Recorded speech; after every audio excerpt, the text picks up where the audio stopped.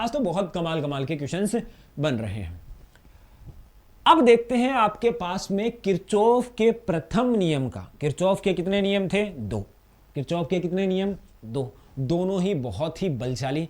इसमें एक पहला छोटा बनता है, किसी भी संधि पर कुल धाराओं का जो योग होता है वो कितना प्राप्त होता है? 0। जिसमें आने वाली धाराओं को अपन क्या लेते हैं? आने वाली धाराओं को तो अपन क्या ले लेते हैं? धनात्मक। निकलने वाली धाराओं को अपन ऋणात्मक लेते हैं। लेकिन टोटल योग कितना होता है? 0 होता है। ये किस बाबा ने बताया? ये बताया किसने? किरचॉफ के बाबा ने। अब किरचॉफ बाबा क्या बता रहा है? ये बता रहा है। तो अब ये बोला है कि भाई यहां से ना 3 एम्पियर का करंट तो आया, देखो वापस करते जाते हैं। टोटल करंट आई कितना आएगा? यहां पे निकालना है कि अपने को आई का मान ज्ञात करना है।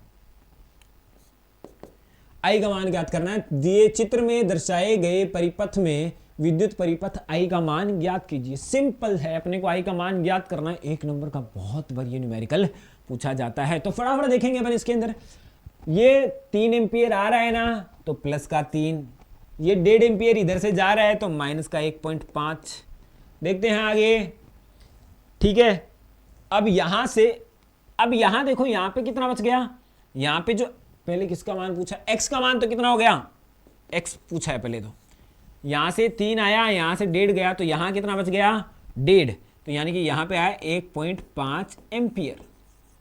अब 1.5 एम्पियर है ना, यहां गया, यहां आया, इस जगह पे आ रहा है, और 1 एम्पियर इधर जा रहा है। तो कितना आएगा? 1.5 माइनस का 1, 1.5 माइनस का 1 यानी कि 0.5 एम्पियर। 0.5 एम्पियर आगे बढ़ा वाई की जगह पे, और यहां पे 0.00 मतलब 0.25 एम्पियर चला गया। तो यहां से इसमें से 0.5 में से 0.25 घटा दो, कितना आया? 0.25 एम्पियर करंट प्राप्त हुआ है। तो देखो इतनी आसानी से किरचॉफ के प्रथम नियम को अपन सॉल्व कर सकते हैं। क्या बताया? वापस देखेंगे अपन। 3 एम्पियर करंट आया, 3 में से अपने 1.5 घटा दिया, जाने वाले को घटा दिया, तो यहां कितना बच गया? 1.5 एम्पियर। कोई दिक्कत नहीं है। यहां पे बीच पर पहुंचे, 1.5 में से एक और चला गया, कितना बच गया? 0.5। अब 0.5 में से 0.25 चला गया, यहां पे कितना बच गया? 0.25 एम्पियर करंट। देखो कितना आसानी से अपन ने इस क्वेश्चन को सॉल्व कर लिया है। बात समझ में आ गई क्या? अब बढ़ते हैं नेक्स्ट क्वेश्चन की तरफ। आज तो बहुत ही बेहतरीन अपन क्वेश्चन देख रहे हैं, और ये जो आपके पास में चैप्टर है ना, उसके न्यूमेरिकल थोड़े से भारी बनते हैं, जैसा कि मैंने कहा। तो भाई न्यूमेरिकल भारी बनते हैं तो आप लोगों को सॉल्यूशन भी भारी करना पड़ेगा। यानी कि एक न्यूमेरिकल कंफर्म बनता है, बड़े क्वेश्चन से लेके छोटे क्वेश्चन कोई सा भी इससे आ सकता है, इसलिए अपने को यहां पे करना पड़ता है। थोड़ा सा टाइम लगेगा इसके अंदर। अब बात करते हैं अपन चैप्टर क्वेश्चन नंबर 9 की। क्वेश्चन नंबर 9 जो है, जो ये क्वेश्चन है किरचॉफ के द्वितीय नियम के ऊपर आधारित है, जिसको अपन बोलते हैं किरचॉफ का वोल्टता का नियम, या फिर इसको लूप नियम भी नाम दिया जाता है। कौन सा नियम नाम दिया जाता है? लूप का नियम भी इसको नाम अपने देते हैं। अब लूप का नियम अपने को सॉल्व करना है, इसके अंदर धारा का मान। ठीक है, बहुत ही इंपॉर्टेंट है भैया, ध्यान से देखेंगे इसको, है ना।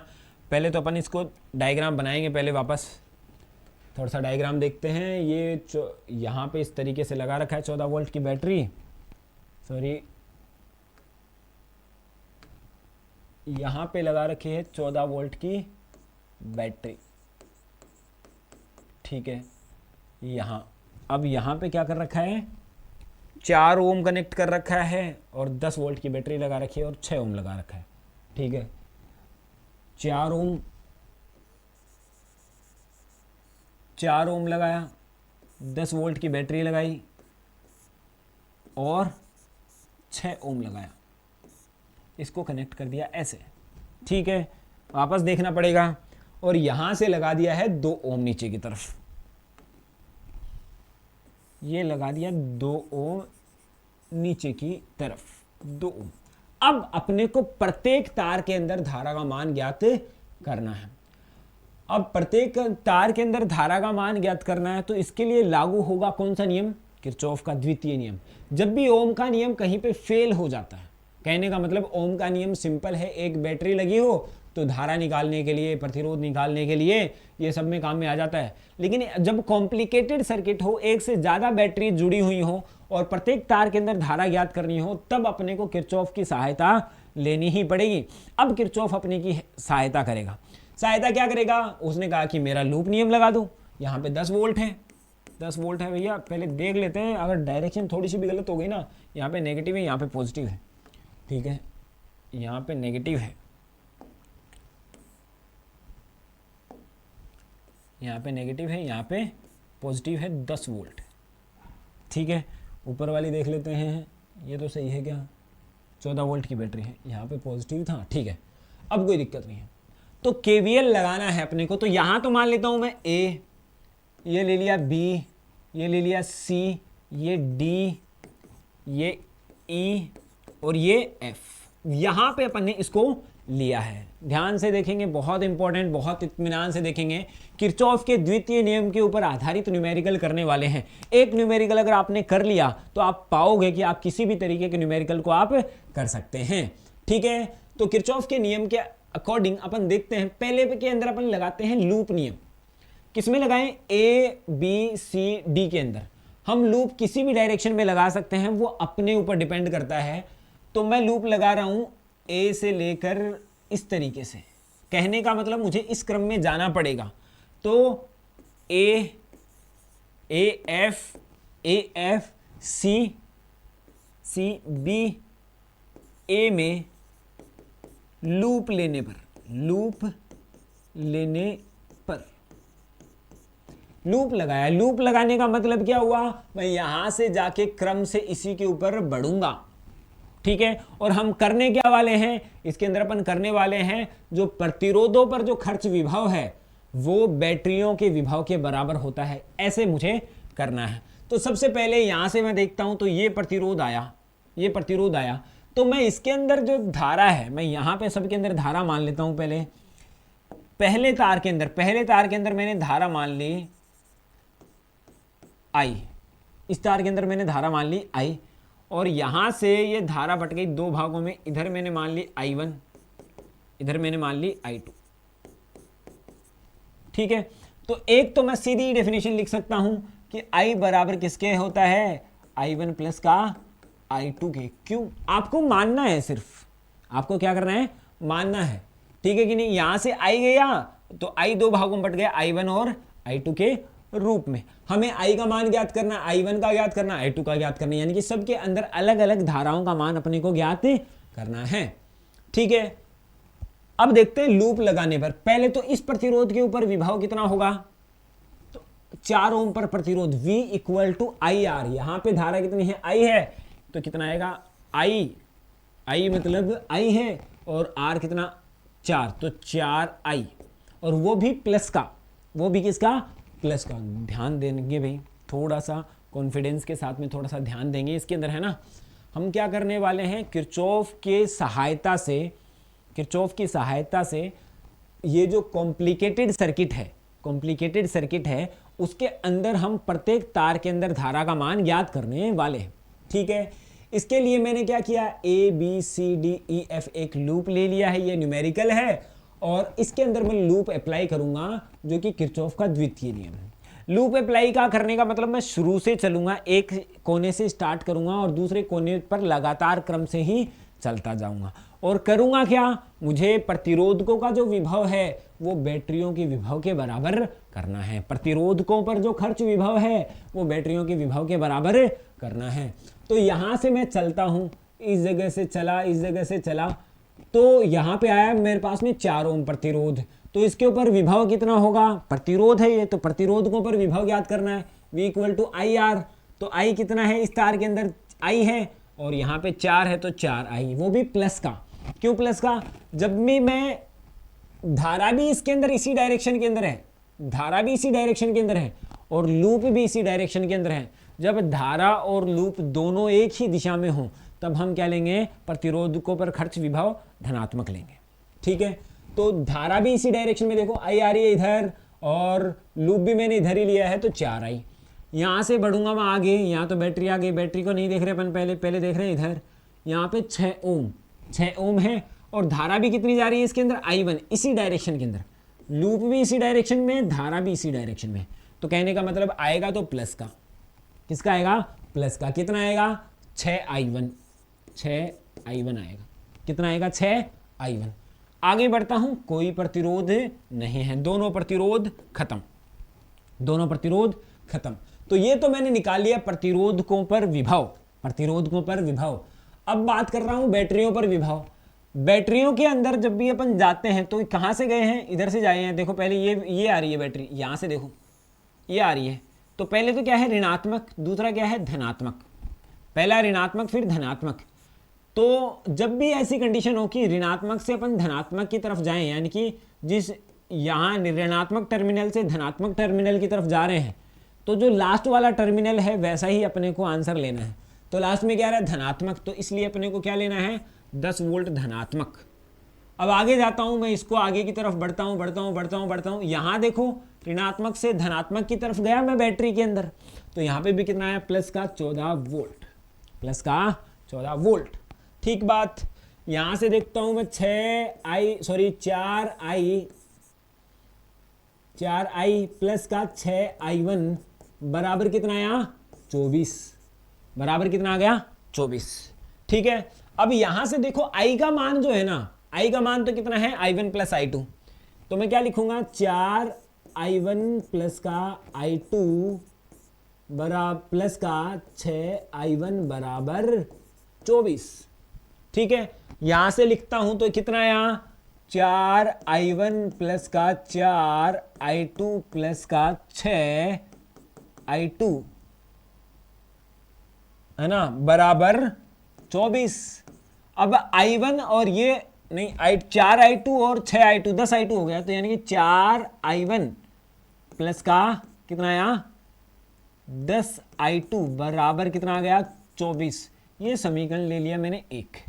तो पहले लूप के अंदर मेरे पास में ये चीज आ गई। मुझे ज्ञात क्या करना है i1 का मान ज्ञात करना, i2 का मान ज्ञात करना और i का मान ज्ञात करना है। ठीक है, अब मैं लगाऊंगा लूप इसके अंदर, है ना f इसके अंदर लगाना है मुझे लूप। मैं जो भी डायरेक्शन लूंगा वो ले सकता हूं, वो मेरे ऊपर डिपेंडेंट है ना। बस अपने को चिन्ह परिपाटी का ध्यान रखना है कि कौन सी साइड में प्लस लेना है, कौन सी साइड में माइनस लेना है। तो मैं लगा रहा हूं इस साइड में, ऐसे लगा रहा हूं, ऐसे। ठीक है, इस बार ऐसे लगा रहा हूं F C D E F, ऐसे ही तो चल रहा हूं मैं। तो F C D E F में लूप लगाने पर, में लूप लगाने पर इसके अंदर अपन क्या कर रहे हैं लूप लगाएंगे, है ना। तो मैं यहां से लगा रहा हूं पहले लूप इस जगह से, इस जगह से, है ना। यहां पे लगा रहा हूं, यहां पे धारा कितनी है i1, कितना लिखूंगा मैं, और धारा की दिशा में ही अपन आगे बढ़ रहे हैं, धारा की दिशा में ही लूप है। तो कितना लिया मैंने 6i1। ठीक है, यहां आगे बढ़ा, यहां आगे बढ़ा, यहां आगे बढ़ा, तो यहां पे 2 ओम।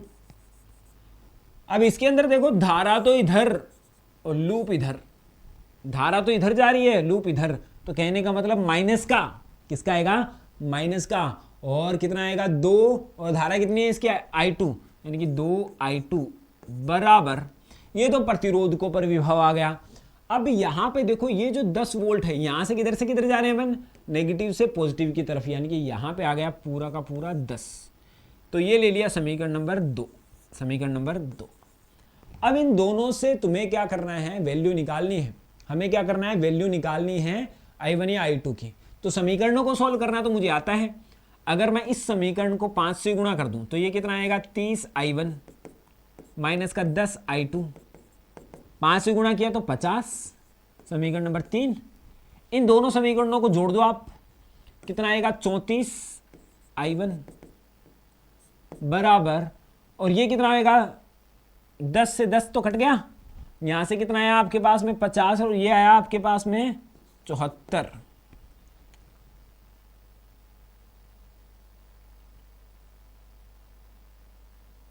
ठीक है, तो i1 का जो मान आएगा वो कितना आएगा 74/34। थोड़ा सा मुझे गलत सा लग रहा है, कहीं पे कुछ गड़बड़ हुई है क्या।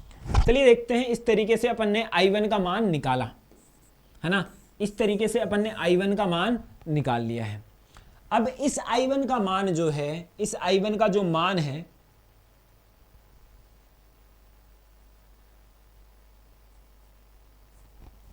एक मिनट जरा सा रुकें। अपन ने इक्वेशन सही बनाई होनी चाहिए भाई। जब इक्वेशन गलत हो जाएगी तो गड़बड़ हो जाएगा काम। यहाँ पे इक्वेशन देखता हूँ 4i1 4i प्लस का 6i1 बराबर 24, ठीक है। तो ये आया 4i1 प्लस का 6i1।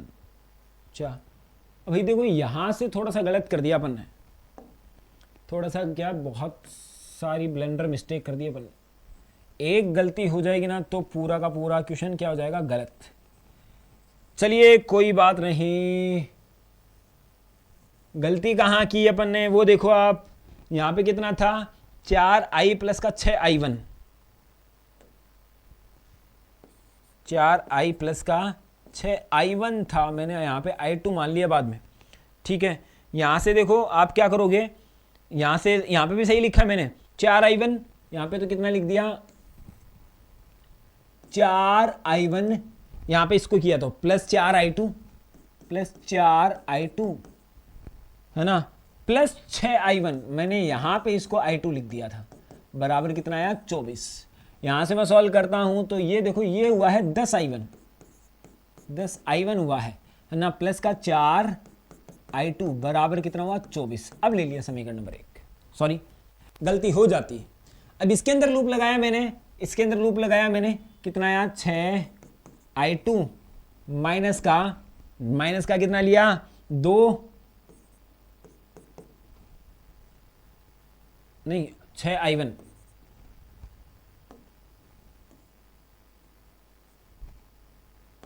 6i1 माइनस का 2i2। देखो यहां से इसके अंदर तो i1 धारा प्रवाहित हो रही है ना, और इसके अंदर 2i2 बराबर कितना आया था 10, समीकरण नंबर 2। अब सॉल्व कर लेते हैं इसको, है ना। अब अगर मैं इसको सॉल्व करना है तो मैं इसको अगर 2 से गुणा करता हूं तो ये तो कितना आएगा 12i1 माइनस का 24i2, नहीं सॉरी 4i2 बराबर कितना आया 20, समीकरण नंबर 2। इन दोनों को जोड़ के काट दो तो यहाँ तो कितना आया आपके पास में 22i1 बराबर कितना आया, इसको सोल्व करते हैं तो ये कितना आया आपके पास में 44। तो i1 बराबर कितना आएगा 2 एम्पियर। i1 कितना आया 2 एम्पियर i1 का मान आया। अगर मैं i2 का मान निकालता हूं तो i2 का मान निकालने के लिए मुझे यहां पे किसी भी समीकरण के अंदर रख दो आप। i1 2 रख दिया मैंने तो यहां से आया 12 माइनस का 2 और ये i2 बराबर 10, ठीक है। तो इसको इधर लेके आता हूं मैं, इसको इधर लेके जाता हूं तो ये तो कितना आएगा आपके पास में 12 माइनस का 10 बराबर 2i2, और यहां से देखो आप 2 बराबर 2i2, i2 बराबर 1 एम्पियर, i2 बराबर कितना आ गया 1 एम्पियर। तो i बराबर कितना आएगा, i बराबर तो कितना था i1 प्लस का i2, यानी कि i बराबर 1 प्लस का 2 यानी कि 3 एम्पियर करंट अपने को प्राप्त हो जाता है। तो ये हुआ आपके पास में किरचॉफ के नियम का अगला क्वेश्चन, जो कि बहुत इंपॉर्टेंट है, केवीएल के ऊपर आधारित न्यूमेरिकल, ठीक है। समझ में आ गया होगा। नेक्स्ट और लास्ट क्वेश्चन।